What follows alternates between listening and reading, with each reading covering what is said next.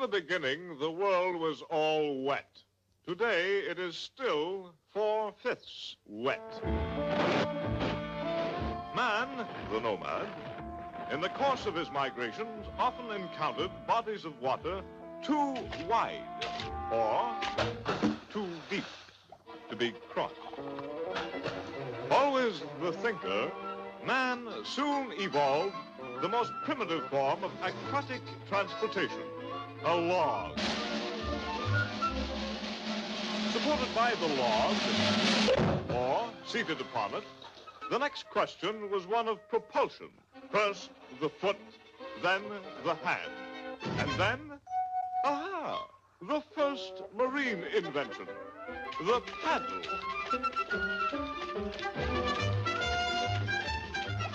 From the paddle, the logical development was the oar, which employed the simple mechanics of the lever and fulcrum, producing maximum power with a minimum of effort. Because of the limitless, uncharted expanse of water, the ancient mariner oft-times found himself far, far out at sea, with only the stars to guide him. Starlight, star bright. Guys, wish I knew where I was tonight.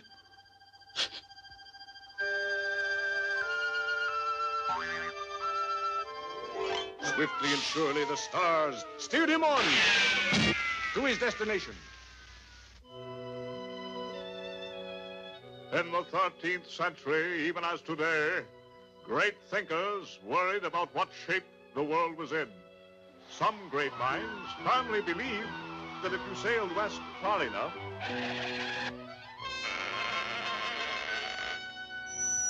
you would sail off the edge of the world.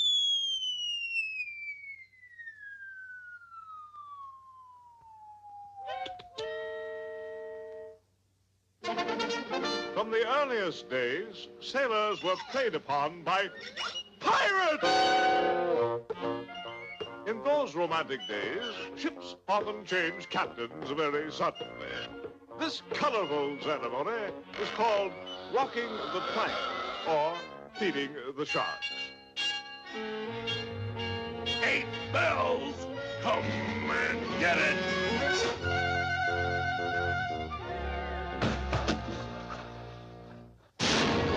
When old Father Neptune went on the rampage,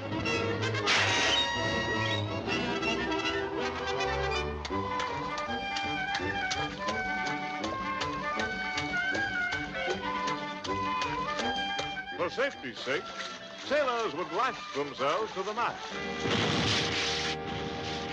Thus, the sailor was able to stick to his post through hail and high water. The flag is the sign language of the sea. Sailors could communicate with each other by semaphoring and wig-wagging. A, B, C, D, E, F, G, H, I, J, K, L, M, and O, P, Q, R, S, T, he wigged when he should have wagged.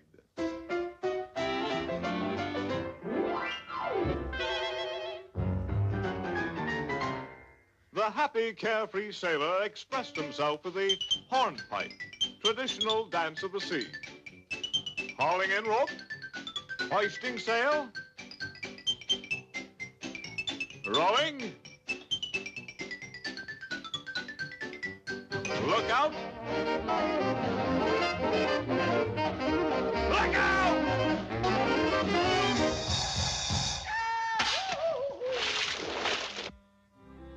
Ah, the clipper ship, the queen of the 7 seas, the heyday of sail, Iron Men. Wooden ships. Through centuries of practice, the sailor has developed a perfect set of sea legs.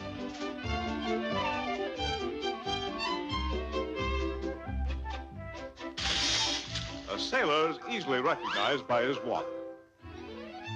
Oh, knots. Who should know how to tie knots better than a sailor? He invented them. The square knot, the sheep shank, the granny knot? A very interesting knot. Bears great strength. Oh, the slip knot. Now the barrel knot. Most slip-proof of all. Take it away! This explains why sailors are often called old tars. And now, through trial and error, the sailor has at last mastered the sea. A far cry indeed from his early ancestors to the modern scientific mariner of today.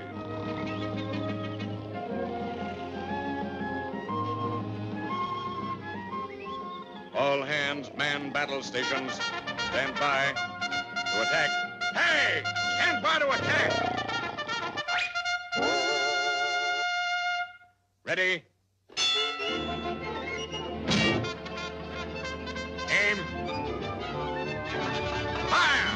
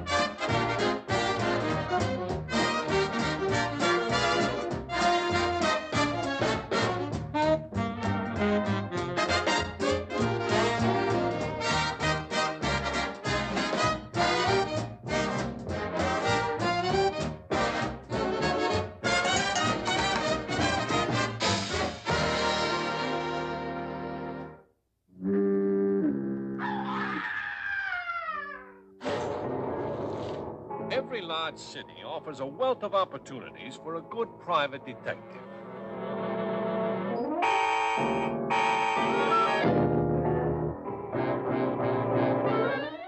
The requirements for such a job are quite simple. Item number one, he needs office space. Item number two, a client. A classy dame with a problem. Well, howdy, ma'am. Find Al. Sure, I'll find Al. Oh, boy, 100 smackaroos.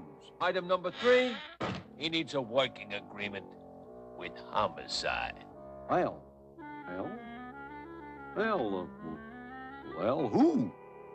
Now listen, you leave this Al case to the police. Understand?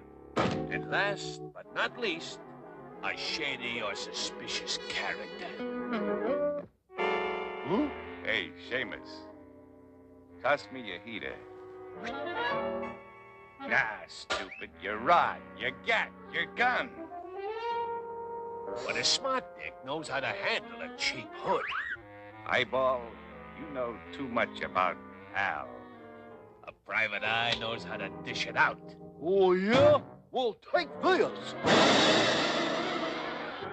And how to take it.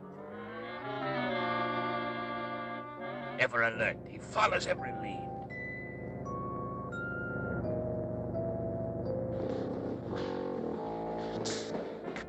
I told you to drop this case, eyeball. Well, how did you know it was me?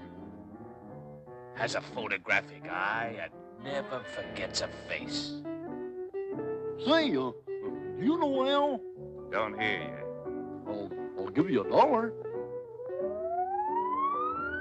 I hear you now. This one's on the house. Did you say Al? I know that face. I think.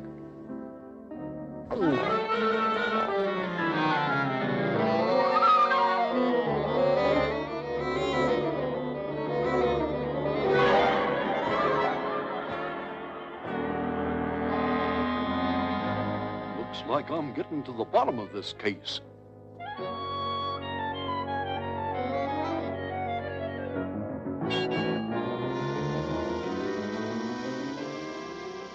I thought I told you to let the police handle this Al case. Obviously, the next step is to check the Chronicle's files and get all the information on Al.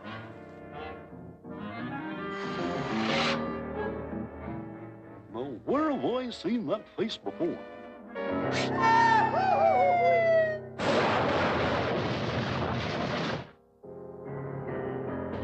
Beat it, and don't come back till you're ready. A smart operator always keeps in close contact with the police. I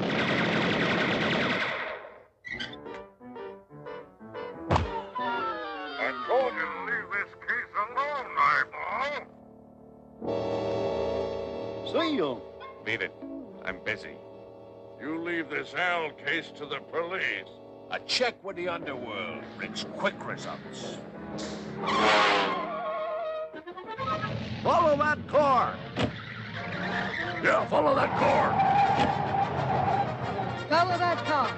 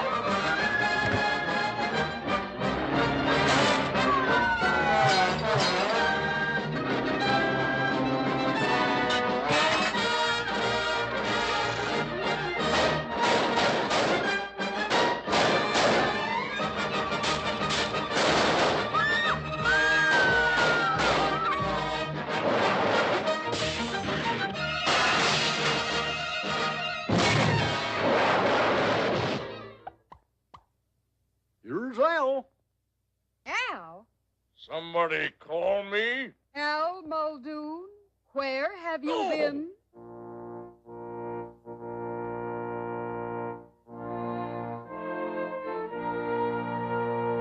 I told you to leave this case alone. Well, guess that proves that crime don't pay.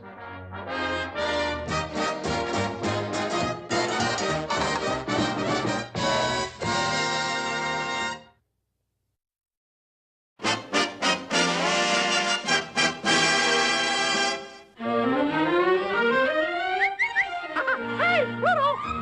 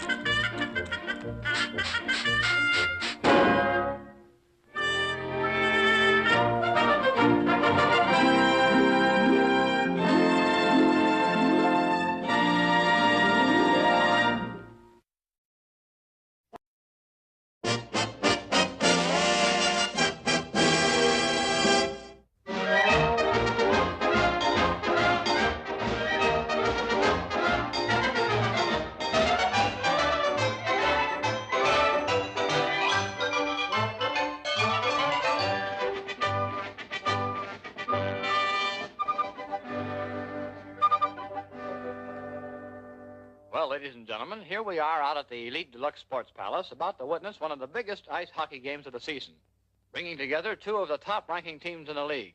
In no other game is the feeling of competition so keen, affecting both players and spectators alike, turning casual friends into bitter enemies. Tonight's game looks like a sellout. A capacity crowd of thousands of rabid, sports-loving hockey fans has turned out to cheer for their favorite teams. Yes, sir, the stands are filling up. They're really packing them in. Well, it seems there have been a few last-minute changes in the starting lineups. Get your pencils ready. Now, instead of Hannah at left wing, Stallings will start. Put DeGrady in place of Williams at center, then Berg over Aliquist, and at left defense, McCormick replaces Dunham. At goalie, Angham takes the place of Nichols, and, oh yes, the teams will be the Loose Leafs versus the Anteaters instead of the Moose and Pelicans. All right, the teams are skating out onto the ice. Listen to that ovation. And here come the two stars of their teams, Icebox Bertino and Fearless Ferguson. A heated rivalry has developed between these two boys. Both are tied for the top league scoring honors, and tonight's game will be the payoff. As these boys go, so go their clubs. The referee for tonight will be that popular arbiter, Clean Game Kinney. A favorite of the fans. The entire responsibility of the game rests squarely on the shoulders of the referee. This keen-eyed individual must follow the course of play so closely that sometimes it seems he must have eyes in the back of his head. Uh-oh, a penalty. There go the guilty players into the penalty box. With these stars out, the complexion of the entire game may be changed. A hush of expectancy settles over the crowd as the teams line up for the face-off. The referee drops the puck, and the game is on! There goes the puck over the blue line, passed out to the right wing, checked by the opposing left wing, who passes the puck back to the right defense, cutting in fast, picking the puck off the boards, now back to the left wing, and pivots around the center. There's a scramble for possession. Boots has got it. He's down the ice, tries for a shot at the net, but the goalie puts up a stout defense, knocking it away for a beautiful save. Here comes Colin DeGrady fighting for the puck. There's the shot, and he scores! No, no, no! Look at that stop! Nothing ever gets past that goalie.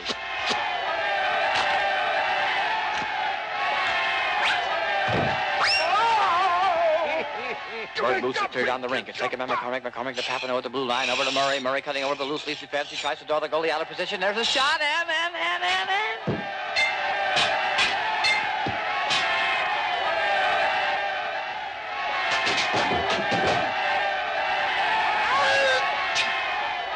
Nice save, fellow. Hooray! Hooray! Hooray! What am I saying? Puck shoots out to center ice. Both teams are battling furiously for possession. Here come Bertino and Ferguson out of the penalty box.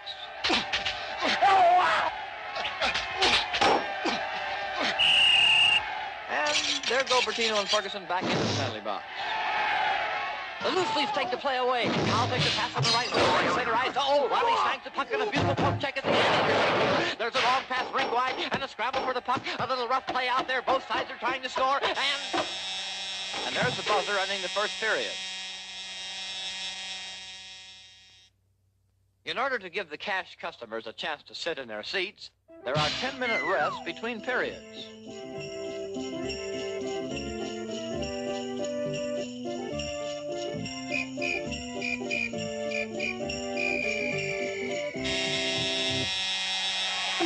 Well, there's the buzzer starting the second stanza.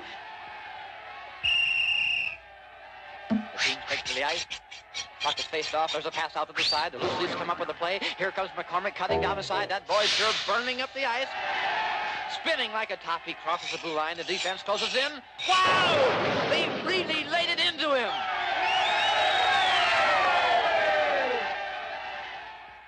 Hooray for Raleigh! Here come Bertino and Ferguson out of the penalty box.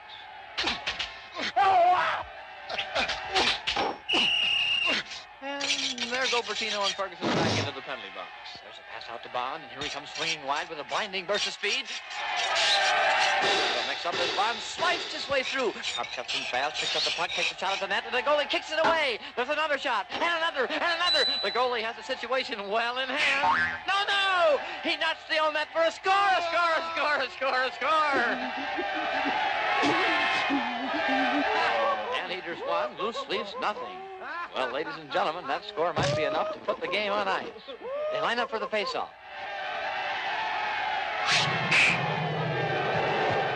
There's a scramble. The puck is forced against the side. Here come Bertino and Ferguson out of the penalty box. And there go Bertino and Ferguson back into the penalty box. Coming up to the blue line is... Whoa! He's right down the crease trying to knock the count.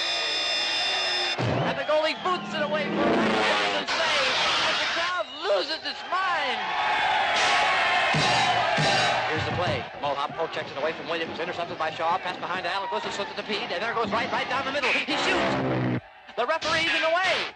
There's another nice save at the net. He clears the puck toward the front, but it's too hot to handle. Now both teams are fighting it out on the ice. This is anybody's game. Riley shoots, McCormick shoots, Berg shoots, Pugsley shoots, Weaver shoots, DeGrady shoots, Sup shoots, Nolly shoots, Bushman shoots, Larkin shoots, everybody shoots. There's a score, and another, and another, and another. The goalies are standing their ground, but they've got their hands full. It's a three-scoring game. Shaw is shooting, Moore is shooting, Tobelman shoots, Lowry shoots, Clark shoots, Stolly shoots. The score is piling up. 326, 327, 328, 329, 330, 331, 32, 33, 35, 26. 27, 28, there's never been anything quite like this. The crowd is going absolutely berserk. I've never seen anything but a spectacle. And the crowd loves it. And there's a right cross to the chin. And a left uppercut. And a high one to the center field stand. Oh, a foul, a foul. It's breathtaking. And they're mixing it up. Wow, a basket. Perry Frost. Oh, touche. And look at that body. And look down the sidelines. It's a touchdown. Strike, ball, strike, ball, strike. He's out like a light. Here comes the pitch. It's a long road drive. Straight down the fairway. Is it the strike? Is it a strike? No, a spare! Love that deuce! Love that deuce! Love that deuce! Rummy! Wow! What a performance! What a show! It's every man for himself! And that's why ice hockey is called a spectator sport.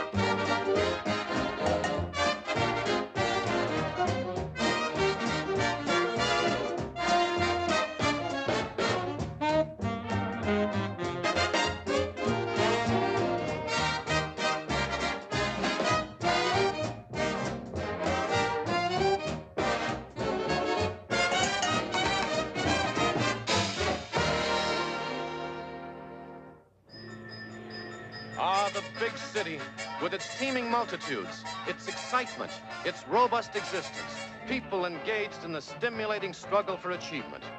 For here, things run like clockwork, have to. Time is valuable. You're late, Geef. Get to work! Geef's plans and ambitions will one day be realized if he keeps pace with the ever-present challenge. You're killing time, Geef. Get to work! And as time goes on, he feels a sense of satisfaction in keeping the wheels turning smoothly as each fruitful day follows the other. But somewhere deep within every man is a feeling of escape. The voice of the trade winds is calling, calling, calling, calling. Quit dreaming, Geef! Get to work! The voice of the trade winds is calling, calling, calling, calling. And so a tiny coral island took this Malihini, this stranger, to its heart. On this isle of exotic beauty, where time stands still. Worry that was never meant to be. Cast all your troubles in the tropic sea. The sunlight and starlight are all for free. It's the place for a man to be. Hurry, hurry, come along with me. Down where the breeze is sighing tenderly. The music you hear from the rolling sea. Here's the place for a man like me.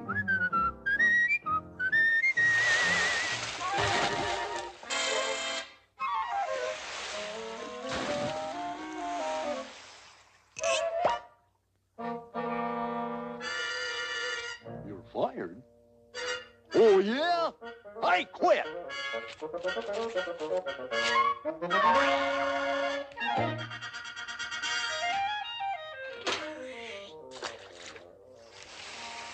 With this final gesture, Malihini Geef bids aloha to his old life. Here, a kind and friendly providence has made it easy to obtain shelter. And here, in a holly or house of his own creation, gentle winds whisper, sleep, sleep.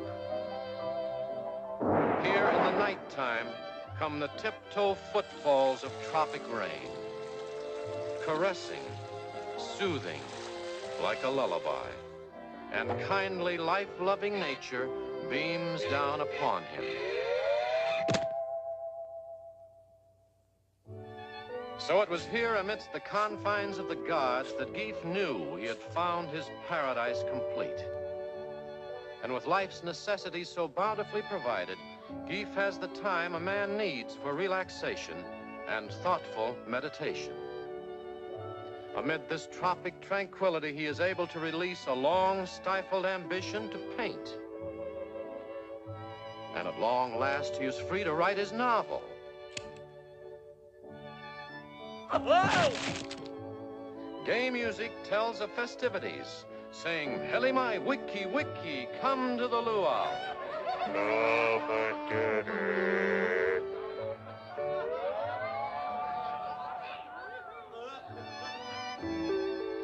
Gathered from the profusion of nature's storehouse is Niu Wayu, the milk of the coconut. Halakahiki, the pineapple. Fresh breadfruit.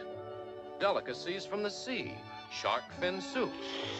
Topped with the soothing elixir of the luau, the bromo uki. Yes, in the words of Venerable Aikani, last of the ancient priests, Ke ala ikapu uvai a ia maka opu, or the way to a man's heart is through his stomach. But there is still more. Lovely Polynesian wahinis, dancing to the lilting and expressive language of the hula. The Malihini's eyes follow the rhythmic hands that weave a happy tale of the islands, telling a story of the coming of a great white god. Now is the time for rejoicing.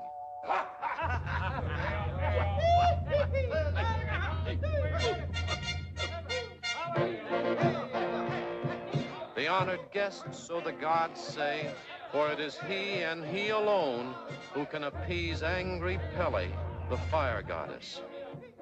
And so a sacrificial tribute must be offered by the simple, lovable, hospitable islanders. Geef knew the friendly natives wouldn't throw him to the volcano, but they did.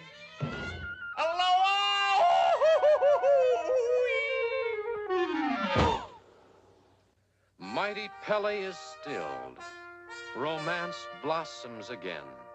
Kindly Polynesian gods smile upon the islands, and trade winds whisper, this is paradise once more. Go on. Goodbye.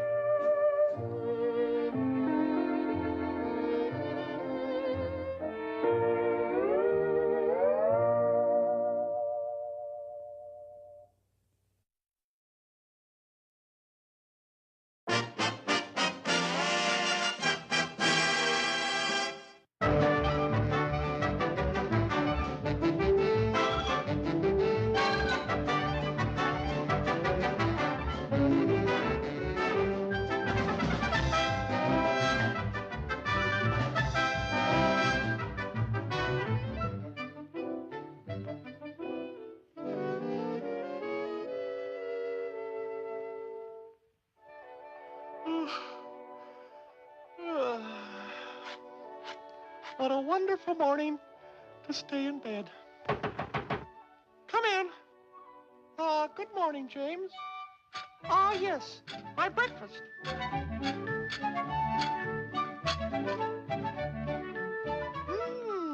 Very good. You may serve.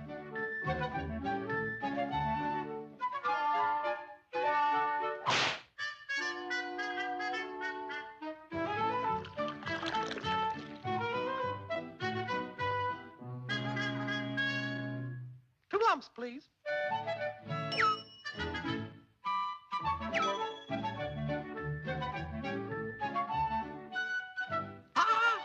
No cream. Now, my good man, run to the corner and get me the Sunday paper. Here's a dime. Now, be careful and don't lose it.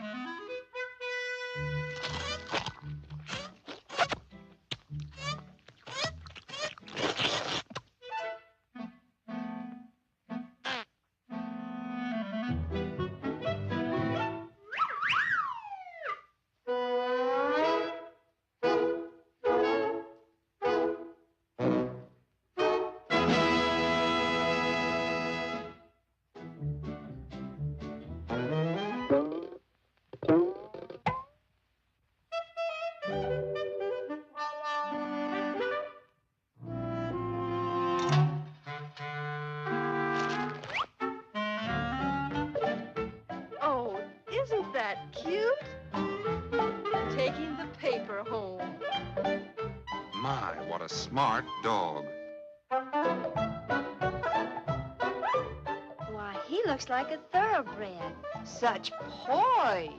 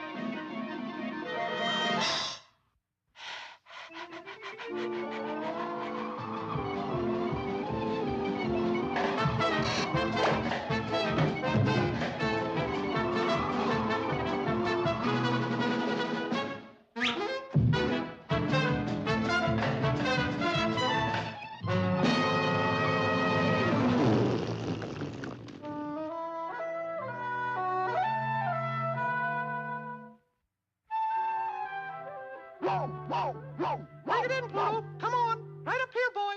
Come on, boy. Turn it off, Pluto. Don't.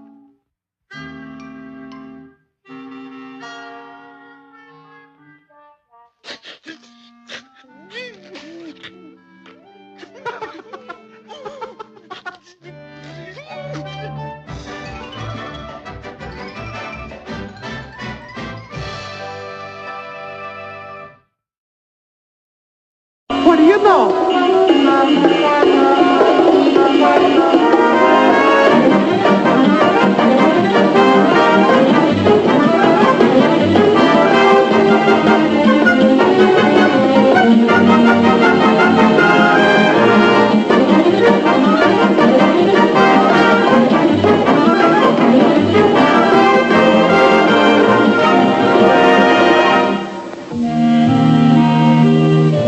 With increasing frequency, new sections of freeway are being opened around the world, and the motorist has come to depend upon them more each year. They may be called throughways, or expressways, or parkways, or motorways, as well as freeways. But they are all the same to the hundreds of thousands of drivers who now use them. However, the freeways are a world to themselves. They have their own practical driving rules, and they have their own special kinds of problems, usually caused by motorists who ignore these rules. We've all seen such types, specimens like those we call Driverius timidicus, the timid soul, and Neglectorus maximus, the careless, seemingly unconscious driver.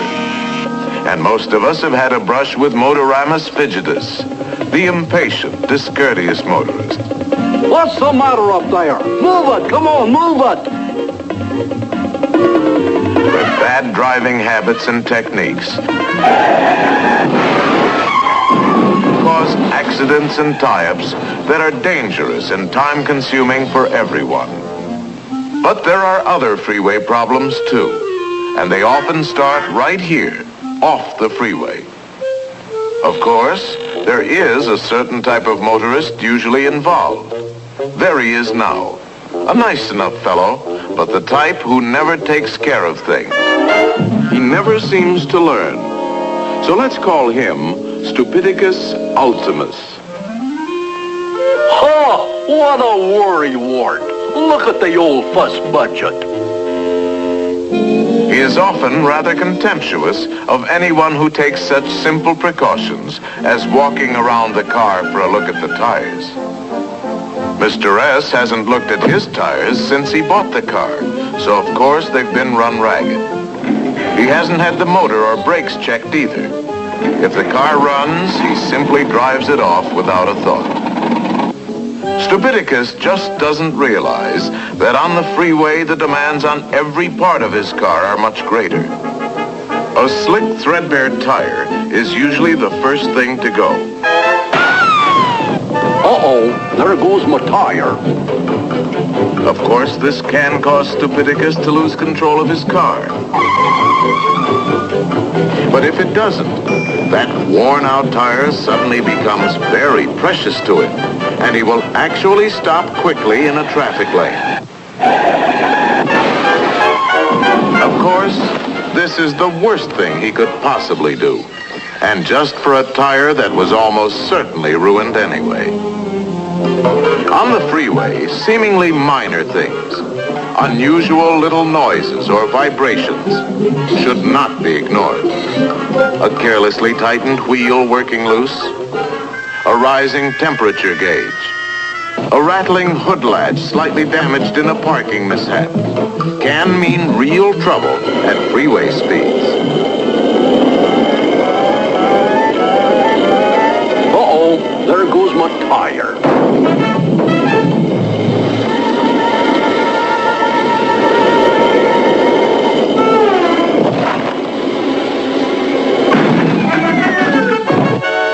Stupidicus is the only one to blame for this predicament, but he has other ways of causing himself trouble, too. For example, the way he puts things in his car. See how carelessly he piles them in the back seat, never thinking that in a sudden stop... Oh, ouch! Oh, ouch! Every one can become a dangerous projectile, threatening his life and limbs. But even worse is the way he loads a trailer. He usually piles too much on and then ties it down very carelessly. Naturally, at freeway speeds, part of the load is soon distributed along the way. This adds to other carelessly scattered litter, all of which costs millions of dollars a year to clean up. But there are often more immediate and far more serious results.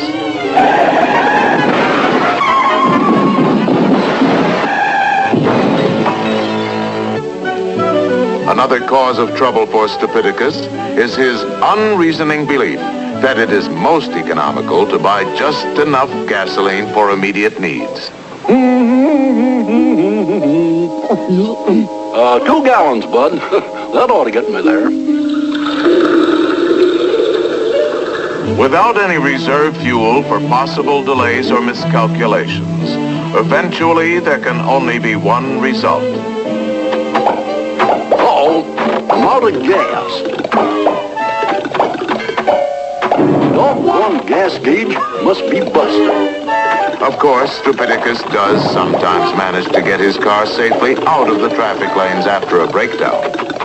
But even then, he often lives up to his name by getting out on the wrong side.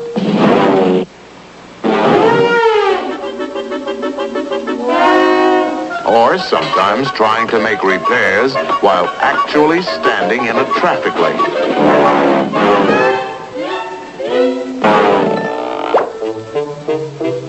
Sometimes he will even bet his life in a foot race from the center divider to the side.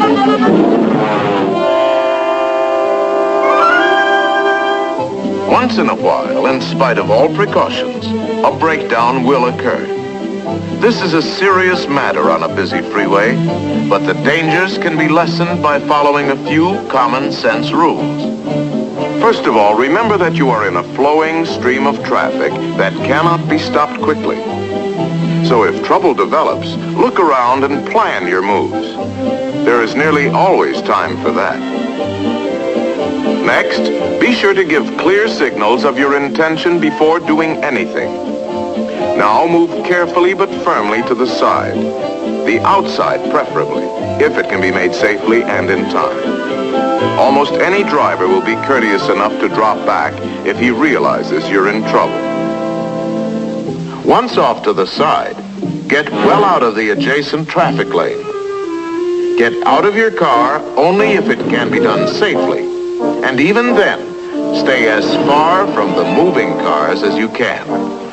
If it can be done safely, a raised hood is a rather universally recognized distress signal. But warning devices, such as flares or reflectors, should be carried also. 3 or 4 in a bundle secured under the front seat.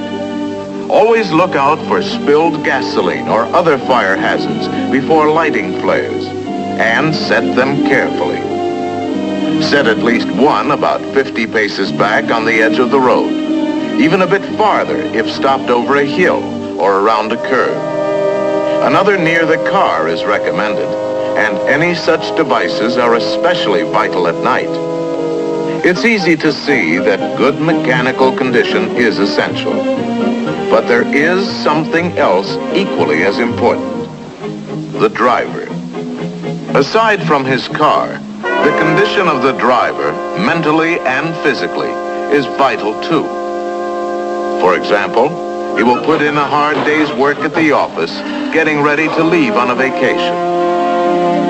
Maybe even attend a little farewell party. Happy vacation. Well, have a good time. Oh, bye. See you in 2 weeks. And start out at the end of the day, planning to drive 300 or 400 miles without a stop. Inevitably, fatigue sets in. But Stupidicus keeps going because he doesn't realize the danger. Let us pause and see what he's up against if he has to stop suddenly. Remember that for a driver to see something, decide what to do, and then take action, usually takes from 3/4 to a full second. Brakes are applied only after that time. When fatigued, a driver may take 2 or 3 times as long before using his brakes. Of course, alcohol can make this problem even worse. But in addition, an intoxicated driver, confronted by an emergency, will often use very poor judgment and take unnecessary chances.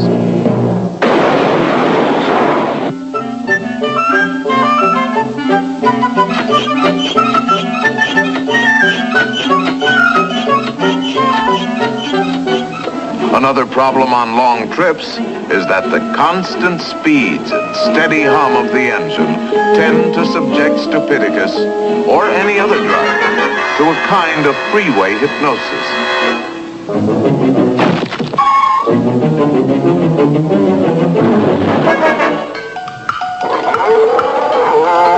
This is a serious hazard, but it can be overcome by occasional stops off the road for a moment's rest and refreshment. Finally, Stupidicus doesn't seem to realize that adverse weather conditions always exaggerate and intensify any freeway problem, and that extra care must be taken at such times.